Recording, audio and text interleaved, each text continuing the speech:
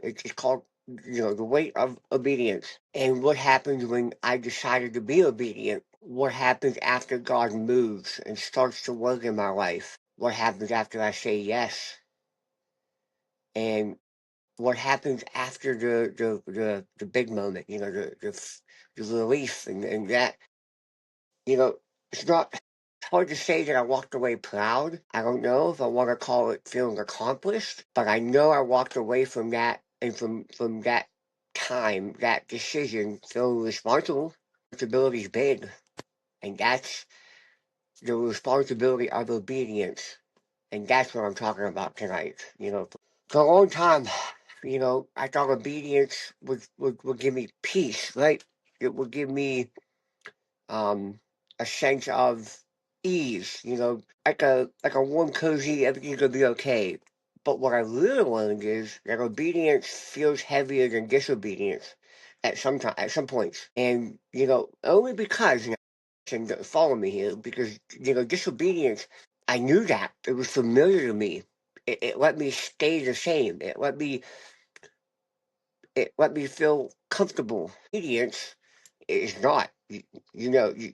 It's it requires movement. It requires change. It requires work. And then when God confirms in your life and asks you to confirm it, and I do it. I did it publicly. Um, it was great. Big episodes, and everyone seems to be have different opinions on them. Um, but what I've learned is that it's not the public side of it that's hard, right? It's where it gets hard for me, and when I think that most people give up, as many times as I did, the same thing I gave up, is the private side of it, right?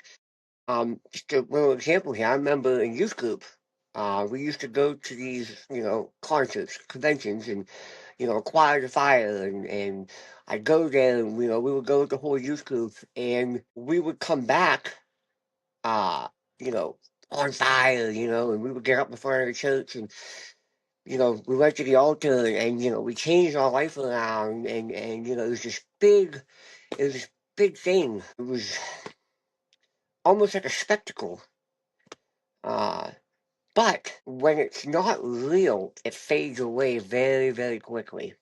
Okay, and what I mean by that is, as soon as I returned to my regular life after just a few days, and I was around my peers again, right, buddies and this and that, uh, I gave up on that. I quickly went back to my old life because I wasn't rooted, right?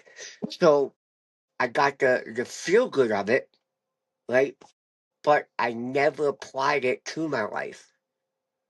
So it's just like it says in the Bible: if you build your house on sand, it'll wash away. If you build your house in a rock, it'll stay. But I was constantly building my relationship with Christ on sand, and it was a burst of energy. It was a burst of happiness. And we would go to another convention. We'd come back and do the same thing.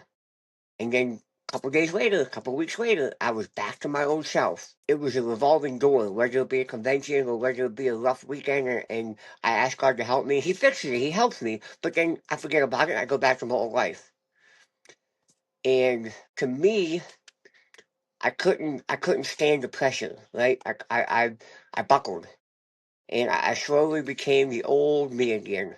After every incident, it happened again and again and again. I was on fire, then I was back to my old life. I was on fire, I gave up on it, I went back to my old life.